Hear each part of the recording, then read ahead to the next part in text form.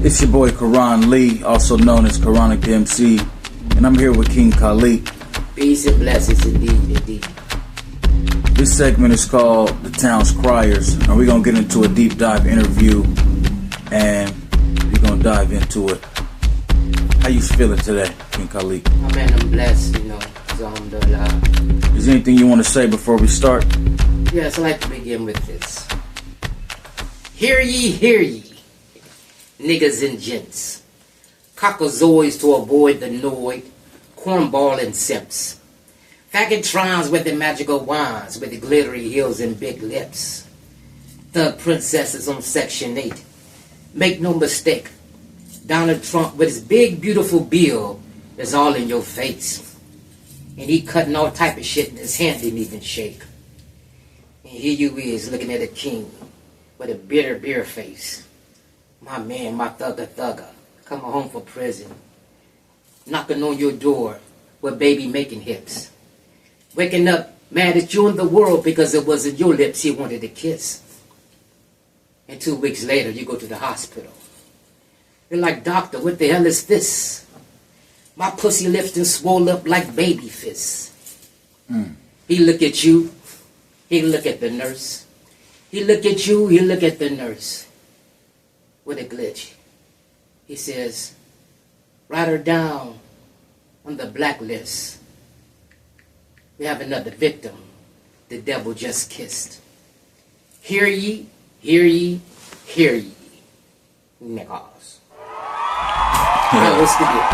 That was just something that was on my mind, you know what I'm saying? It just hit me, you know what I'm saying? So I spoke it into existence. So what's the deal? Indeed. So that's interesting that you started it out with a rap and that was on your mind. So can you tell us a little bit about how your journey into hip hop began in this city?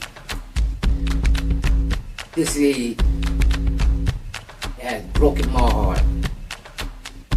The most talented city, the inventors, the creators, you know what I'm saying, R&B,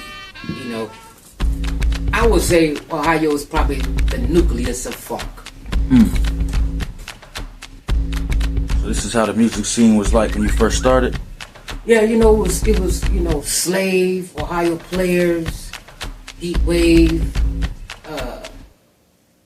Zap, all of them. I worked with some of all of them brothers. Drac from what Slave, Jack was in Slave. He the first person ever took me to the studio. Wow. Rephrase studio. Okay. And we burned somebody's money. we burned somebody's money. I was, my first time in the studio, I was a little intimidated, by the big scenery. You know what I'm saying? And you've been rapping in basements and blah, blah, blah. And now here you are in the mecca. I was a little intimidated. I had a little kind of fear. I quickly overcame that.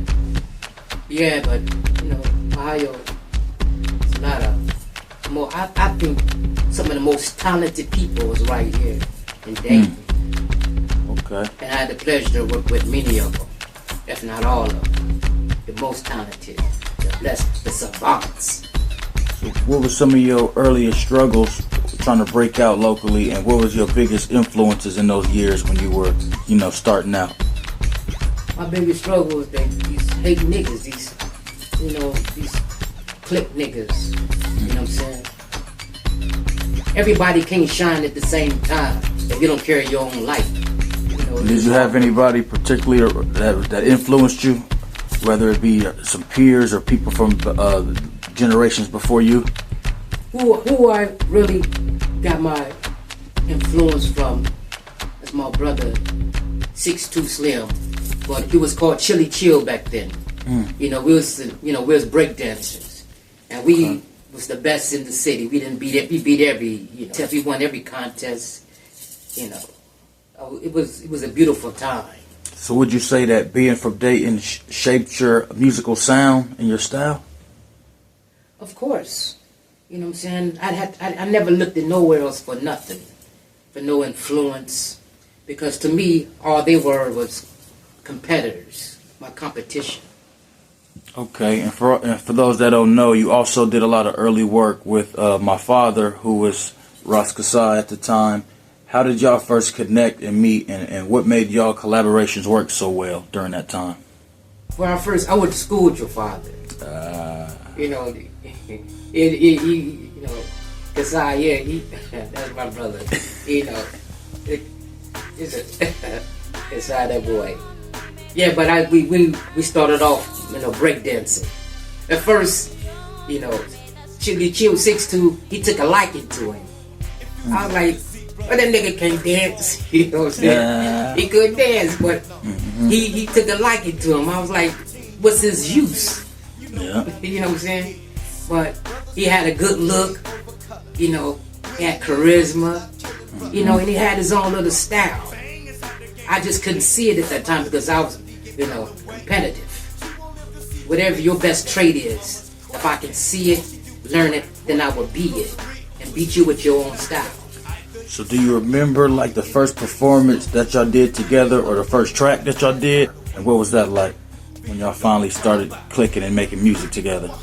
Yeah, Kassai and it was Joey Lobo and his girlfriend. They see me walking off the Moss. They drove down McCall, and they see me walking out the Moss, and they stopped me. They was like, boom, boom, you know, we about to start making music. We just gonna work on getting a deal. I said, cool. Alright. So we hooked up, you know what I'm saying, and we started, you know, recording. And brilliant songs, cold songs, you know what I'm saying. Then it progressed from there, you know. Our first record deal we got in 2000 with Star Trek Records, the original Star Trek Records. With Mr. McNeil, he had artists like Pieces of a Dream. I think that was a jazz band. But yeah, but we was the first artists with Star Trek Records. Wow. We had some good chemistry back in those days. So what was your first taste, you would say, of real recognition and success? And was there a moment early on where you felt you had made it? Yeah, when we was doing shows, you know, we was doing shows. I can't, you know, Kassai got a better memory than me for us remembering things that we done. Because everything in the past has been burnt away, you know, for new creative, you know, for my mind, you know. Be more creative. I discard the past and focus on the future. So with so much popularity, what made you stick to the underground scene rather than chasing the mainstream early on? Well, we was on the mainstream. We was doing shows, you know what I'm saying? And we was cold. We was burning these niggas. You know, the first time they really let me know that we was on fire was when we opened up for Slave. And then niggas cut off our mic like the second song. Them niggas cut off. I was like, this is a cruel motherfucking industry. Competitive. That taught me competitiveness. You know, when you get your chance to burn that nigga on the spot, because you never know, they gonna cut your shit, you know, down the line. So do you ever remember a time where you were in the studio and you maybe had a fallout or creative difference with somebody you was working with? This shit right here. That ruined everything. You know what I'm saying? We moving. We got a hot seat. We got a hot, you know, record deal. You know, we doing it. Beautiful, cold songs. You know, it's hard to even speak about. Joy. Joy. Okay. Man, we had he did some shit. Even Puff Daddy was there. Nigga, you can't do that. Yeah, so that was your manager. Yeah, you know, he did some shit. Puff would be like, man, now that shit is illegal. All the shit he was doing, but that shit this nigga did was illegal. Man, you know, it was a dirty industry. But look, we got a record deal.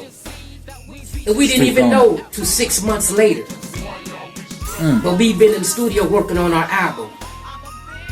That was kept secret from us. They basically be using the budget up behind your back. Yeah, you know, nigga burning the budget. But what really brung it to our situation to its knees. Is one day, I want my Sugarfoot from the How Players. I wrote a song especially for me and him. It's called Chocolate. Okay. Code is on YouTube now, boom, boom, beautiful song. You know what I'm saying? That was my dream artist to work with. I never had one but Sugarfoot. You worked with your dream artist to work with. I wrote it just for us. About the black woman. It's called Chocolate. And one day me and Kasai go in the studio, and Joey down there playing his version. He stole my whole song. Oh man. He was gonna take it off the album and replace it with him. Wow. We got the record deal, King Kalik and Kasai. It should have been King Kalik and Kasai featuring any other artist. So do you feel like? But this nigga, he had Lobo featuring King Kalik and Kasai. This nigga just stole the whole record deal. Total rip off. He just, you know what I'm saying? He just gangstered the whole shit. So did that leave a bad taste in your mouth? And do you feel like that's why it eventually ended? The days of collaboration in music. I come downstairs and this nigga playing his song and looking at me with a grimace. I couldn't take no more. I couldn't take it. That was the last straw. Those songs we did, I would have gave them away. It was freestyled anyway. Because I was looking at the bigger picture down the line. I sacrificed this. You got to sacrifice something to this. So that music that I done, I didn't care about that. It came freely anyway. So when he took my song, nigga, I called. I had a manager didn't nobody know about that was in LA. She had a magazine called Pop Life magazine. I called her, I was like, whoopie whoop, this nigga down, boop, boop, boop, boop, boop, boop. She said, give me 30 minutes. She tracked down the record company. The president of the record company, Jimmy McNeil, called me personally. He like, Ali, what's going on? I'm like, this motherfucker, boop, boop, boop, boop, boop. Then all money, everything got stopped, cut off. But I couldn't, I was going to take, if you're going to get the wing, don't get the big one. I would have took that one. You know what I'm saying? Because it wasn't nothing. But nah, I couldn't take that one. That was the big one. So despite all that happening, do you feel like that you still got your credit? Did you ever got your credit that you deserved? Of course. Everybody knows. But to get their clothes at Denver Rolls. But if you could revisit one song or performance from that era, what was your favorite moment or song? The first song that I really wrote was called Thug Princess. Only because I did with some of the most talented brothers that lived in Ohio. Emmanuel Drummond, 62 Slayer, and his brother. May peace and blessings be on them. They passed away. And that was two savants, talented brothers, talented, brilliant minds. I love them brothers, not just because of their talent, but because they were real men, you know what I'm saying? Stand up real brothers, man, that's my brother. I miss them to this day. How have you actually managed to stay active and working and dedicated to the music for so many decades? And what keeps you motivated all these years to keep getting back in and creating? I never stopped. Never stopped. Have your goals changed since the beginning? Nothing's never changed. Everything remains the same. I still have my mission. But I don't write. I might write a song probably 3 times a year. Something might hit me. I only write when it hits me, but I don't write with pen and paper. And it's remarkable to me to see these brothers, like I seen KRS, One, Rakim, Eminem, Busta Rhymes, how they be writing. Even Tupac, they have their pad and they be, or their phone. Yeah. Stuff they Or written they down be on the their phone. BlackBerry, or they be reading a lot of reading them. off the paper. I'm like, to me, that's incredible. That's remarkable. Can't memorize the raps. But to me, for them to do that, they still have good timing and to rap that shit they reading. Yeah. That's a good mind. Me, I can't do that. I never wrote anything with pencil and paper because you see, savants. Genius. But let me ask you this.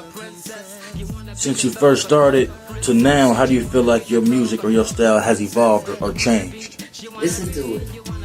I'm still the coldest. They're my competition.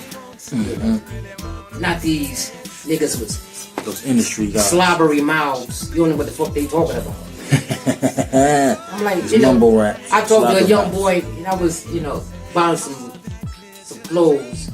And there's some nigga on the rapping. I said, what the fuck are you talking about? Do you know what he's talking about? No, because I was really trying to listen, because it's the beat, not the words. You know what I'm saying? They have deceived us. Before we get into these other topics, I got one more question involved in this. And it's, what sacrifices do you feel like you had to make to keep us doing the music? And do you feel like, would you ever do anything different looking back? Sacrifice my love. Steve, speak on that. I work with some of the most talented brothers, but their hearts was just so dark. Deceivers, liars. Why?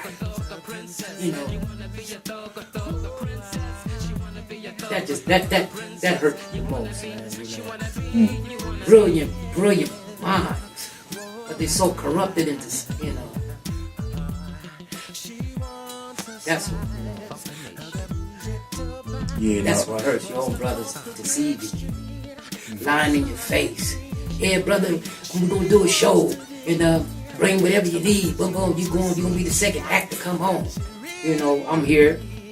They're waiting, giving me the finger. Like, hold on. Never get to perform. They would never let me perform with them because they know I burn that ass. That's why. That's deep. Well, for a lot of us that's been following your career, we kind of know you for your unapologeticness and your no filter when it comes to exposing people in the industry and calling out some of the things that you have seen. So when did the shift toward calling out the industry and exposing people begin for you, and what pushes you to speak out, and what risks do you think you take in doing that? Really? One thing Dave Chappelle said, he's good at minding his own business. I'm good at minding my own business. Whatever the shit they into, that's what they into. I'm not included. So, that's their life. They got the answer for their deeds and actions. For real. But was there ever any threats or backlash that made you consider maybe to back down? Or maybe scare you from calling these people out? Or you figure you're going to call it how it is? What people? I need some people. I need some names. What are you talking about? Well, let's speak on some of the things that out there that you said against Busta Rhymes and Nas and Rakim and some of these busters, and you even have a song called Faggotron, and there's a video compilation with a few of their faces in it that people can look at. And do you ever feel like maybe you ruffling feathers, or what's the difference between getting attention or basically telling the truth or putting the truth out there? Well, I speak on reality. And if they have a problem with the video, don't look at me. I didn't do it. You know what I'm saying? I didn't make the video. I seen it, was like, ooh, them niggas gonna be pretty mad. But hey, you can't blame me. I didn't make the video. So, it's the nigga who made it. But yeah, that's some hard shit. Y'all check out Faggot Drop. You know what I'm saying?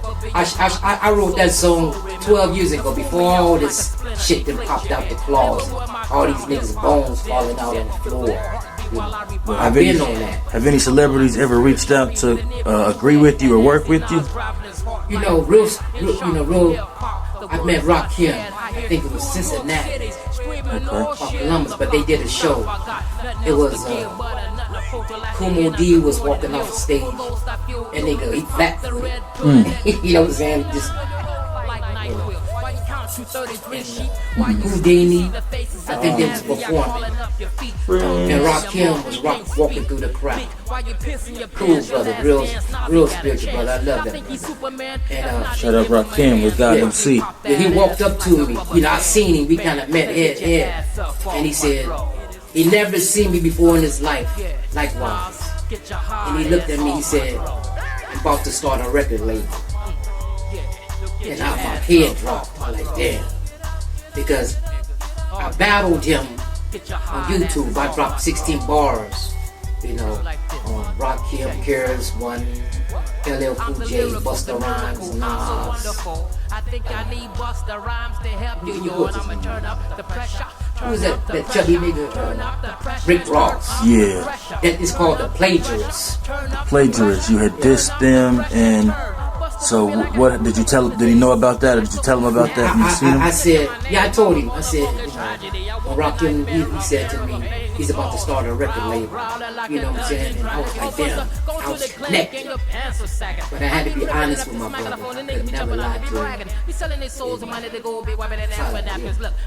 The nigga that took it off the air so he couldn't see it. I don't live like that. I don't live like that. That's not my business.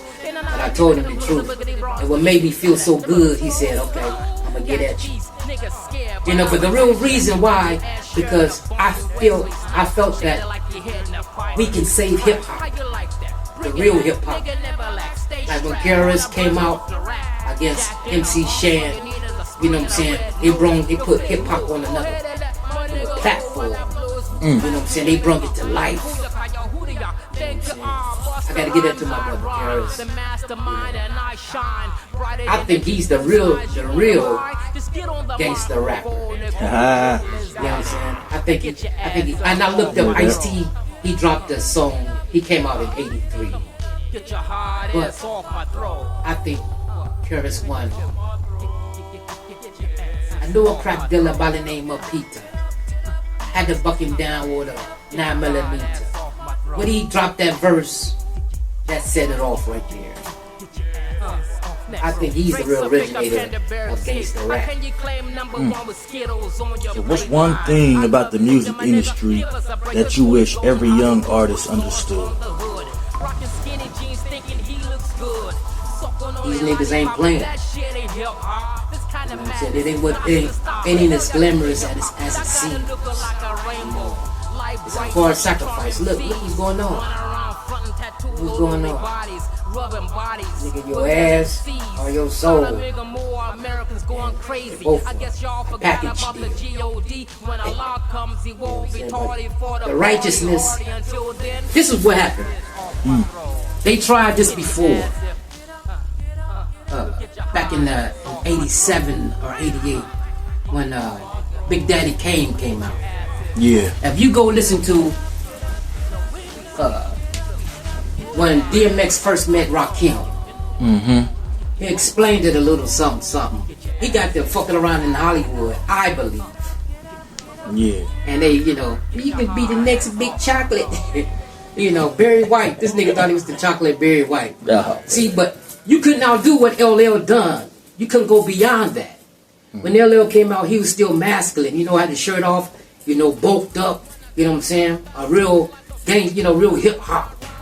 Right. You know, you can't be, you know, that's the sex appeal he portrayed to the women, but he still kept it masculine. He'll still knock you out and hit your beef with you. Yeah, he still kept it masculine. You know, this is what a man looks like. You know what I'm saying? But nigga, Big Daddy Kane, this nigga gonna come out with some, this nigga got on some leopard thongs on. You know, this nigga took a picture with some leopard thongs on in a king's chair. hip hop was strong back then. Like that nigga's his credit score just hit the bottom. He fell off right then and there as soon as he came out with some damn leopard thongs on up there before I go with my doctor. That's a nigga thinking chocolate sex. But you know, but Big Daddy Kane, he was very talented. You know, he was neck and neck with Rakim, you know what I'm saying? They both was on that spiritual hard vibe, you know what I'm saying? You know, they had their own sound, but when he did that nigga hit the bottom. So who's your favorite MC?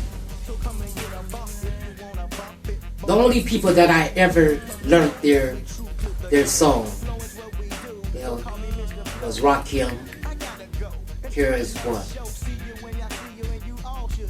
I never paid attention to nobody else learning their lyrics. I learned them two niggas' lyrics. You know what I'm saying? Because I was like, yeah, they're my competition. Yeah, I feel that. So what themes or messages do you feel like you include in your music? And how do you stay fresh? I done said it all, done it all. You know, your mind, a creative mind, will never stop being, the light bulb never goes out. You know, like, look at Lil Wayne. This nigga rapping his sleep. He been rapping since he's 11, probably 9. You know, he loved it so much. I think he was trying to almost shot his. Did he shoot himself in the chest? Yeah. You know, because of his love for rap. He's a true savant. And Paris one, he's a savant. You know, Rakim, he's a savant. LL Cool J, he's a savant. You know, it's a glitch in their minds that was attracted to this vibration that was so intense. You know, they spoke it into existence. Even Eminem. People don't know that, you know, I study people. They don't know that Eminem, when he was a kid, he used to always rock. That's rhythm. He was 1, 2, 3, 4. He was always in rhythm. He used to rock. Then he had an incident where some kids jumped him. He was in a coma for, I think, 30 days or something. But he was in a coma. And your mind, you know, your mind has been jarred. And to awaken, it awakens with that which you love. You know. Yeah. So that's why he's so, you know, he's so brilliant and words come easy to him. Orange. It's shit like that, you know what I'm saying? Because savant, genius, goes back to your point of some of these minds that are brilliant. So is there anyone from the newer generation in Dayton that you see as carrying the torch as artists?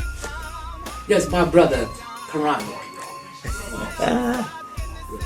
Oh man. Karan is he grew up watching us since he was a child, you know, since he was a baby. So every vibration, he grew up learning from me, listening, you know. His father listening to what we've done, you know, our achievements, you know. So it's lyrical, you know, it's lyrical. He's becoming a brilliant artist. You know, he's becoming a brilliant artist. Inshallah. So, do you feel like hip hop is better now or worse since you started or since you discovered it? Man, it's terrible. You know, it's raising the kids to be ignorant. You know, we're in a society where the most stupidest, if that's the word stupid is, that stupid does. But the most brilliant people in the world have sprung out the earth. You know, but yet, you know, for instance, look at the brothers who's doing petty crimes. Niggas, how you gonna do some foul shit and then get on YouTube and tell on yourself? Nigga, I didn't, you know, that's why I can't understand you so smart, dumb. You telling on yourself.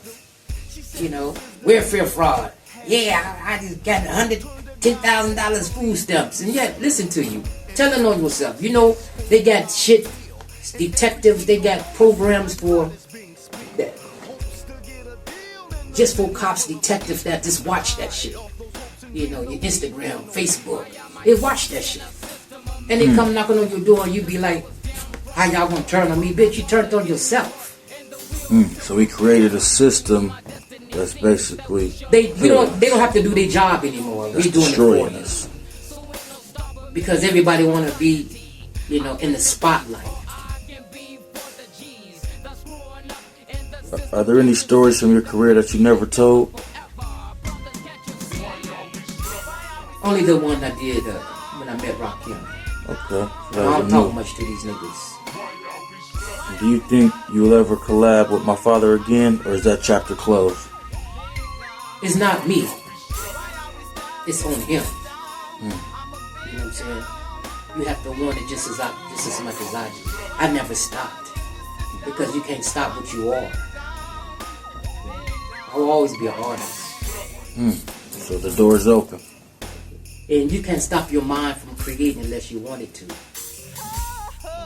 Okay, so let's get a little deeper. What's your take on the current political climate right now, especially with the 2024 election behind us and the things that Trump has been putting forth? I heard you mention Trump in your rap earlier, so I thought I'd ask, what's your general thoughts on the situation at hand? I'm going to say it like this. You have two sides of a coin. You got the head and you got the tail. Either one, the Republicans or the Democrats, the head and the tail, the dick and the ass. Woo! You had to choose one. Let's say, You had to choose one. say less. Both. But I'm gonna say this to say that if you chose Trump, this is what you have. This is what we're facing. You know, he told y'all niggas, I'm coming to get you. I'm kicking y'all out. He told them, I'm gonna do this, I'm gonna do that. You know, I don't like you, but I just want your vote. You know, and Biden them, that situation. You know, you're gonna be arguing, fussing and fighting no matter who was out in office. But the Biden and what's her name? What's that female's name? Kamala? Yeah, Kamala Harris or something like that. Yeah. But in this situation, if they was in office, the transvestites, whatever they are, the transitioners, transitioners, they're the transitioners. You know, they'll be whooping your daughter's ass in sports. Your son. Oh man. Your son come home. Go to school. Benjamin. That just ain't right. Come home. Michelle A. You know what I'm saying? And there's shit you can do about it. You know. It's confusion. There was, you know, you had the transitioners reading to your kids in school. You know, Johnny had 2 fathers and Pam had 2 mothers. You know, all this shit was being taught to the kids. You know what I'm saying? Niggas, you see you walk down the hallway, what's my pronoun? And you gotta give them some fucking pronouns or something. First time I ever heard that, a pronoun, you know, I was in the studio in a cyber technique with them old brothers, you know. And I came in, he called me to come on down. This was like 12 o'clock at night, 12 p.m. So I walk in, you know, I said, oh, this is this old nigga be doing. He be tricking, you know, because it was a little, you know, female male that was there. And these 2 old niggas, they getting high. And I was like, okay, little college girl. So they was jamming. It was like a jam session, you know, you just go jam, you know, put down some thoughts. So I'm looking, you know, we about the council, and she standing next to me, you know, and I'm over about a foot away from each other. Yeah, but I'm thinking it's a female. First guy, you know, like a college girl, one of them college white girls had the shirt wrapped around their waist, so you can't tell if they had an ass or not. So. And it had long hair. Had you for a second. No, I didn't have me because I'm just looking. Okay. You know what I'm saying? I thought it was a female. because the silhouette, the hair was covering his face, so you only see like the nose and he didn't say anything yet. So we was talking, and I was talking to Phil. I was like, in my mind, I'm thinking like, oh, these some old tricks. This is why this nigga be talking about ain't got no woman, because this nigga tricking. It was in my mind. I'm just smiling and having fun. Yeah. And then he said something to her, and he said something to him, and nigga sounded like Michael Jackson. I'm like, so I started looking. I started, what the fuck is this? I was looking for some titties. I bet, didn't have no titties, but they had a Michael Jackson voice. And then he looked at me, slid over and says, what's your pronoun? What's your pronoun? First time I ever heard this.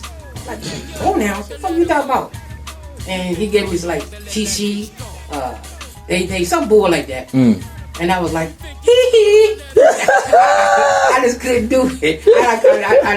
I couldn't let that go.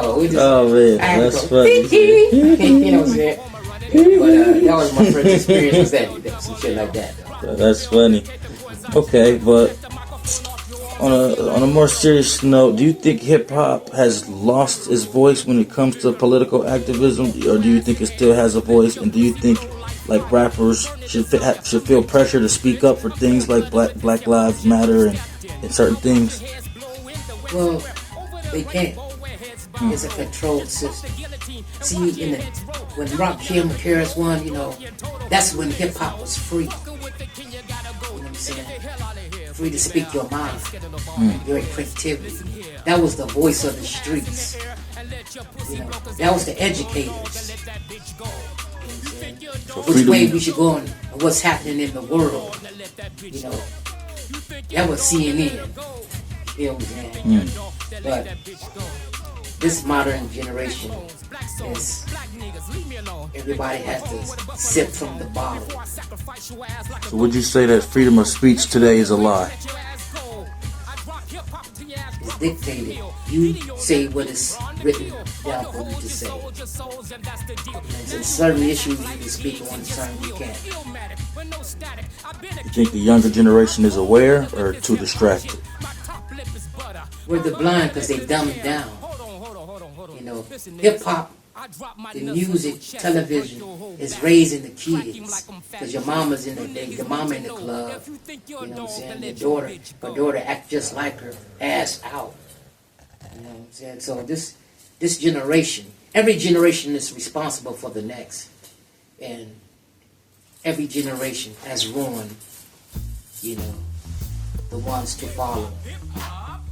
Well, if you could sit down with one political figure, past or present, who would it be? And is there a question that you would ask? Political figure. Or any figure that spoke up, an activist or anybody, a black civil rights or anybody. Or somebody that you would speak to or anything like that. Malcolm X. And Muhammad Ali. Ooh, okay. I would tell Muhammad Ali that only Allah is the greatest. You can be great, but you will never be the greatest of all times, because that title only belongs to Allah. Wow. Now, speaking of Allah and getting into your roots in Islam, as a Muslim artist, how have you navigated the criticism from the religious community about being an artist, or do you feel any religious pressure from that community? I don't care what anybody can say. What I do, I don't do for them. For the ones who don't accept me. But your mind is free. So have you ever felt any tension between your faith and the raw nature of hip-hop, or do you feel like they can meet somewhere in the middle? I stay in the middle. There's some stuff that I just won't say. I keep it in, I always keep truth in my lyrics. I'm gonna burn the shit out of you, but I'm gonna tell the truth. So do you feel like your faith gives you a responsibility to speak the truth even when it's uncomfortable or messy? You speak what you are. You know, people, how they speak is how they live. You know, the real person. A lot of these niggas lying, you know, they so dope, this is gangsta move, gangsta this, gangsta that. But the real, you hear them, you know them, you see them. Because they live how they speak. DMX, he lived how he speak. Rakim, Karis One, they live how they speak. Now this might be our last question, but how important is legacy, and will we ever see a re-release of some of your older stuff for the new generation and for the future generations to have to be able to have that didn't witness it during the first run? Oh. And what kind of mark do you want to leave? I know that's a big question. But see, the thing is, my feet ain't never stopped moving. You know what I'm saying? I'm still running. I'm still here. I'm still spitting. You know what I'm saying? Challenging anyone who feels that they have the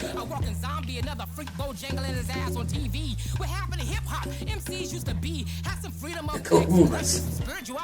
I'll battle anybody. Matter of fact, I have already battled you. Go on YouTube.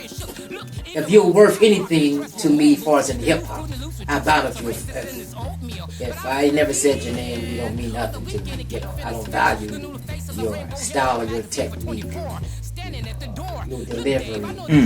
So if there's not a King Khalid diss out there already for you, then you need to get your pen game up, because he's already challenged all the worthy ones, and they need to step up and recognize it. Sooner or later they will. But what's next for King Khalid?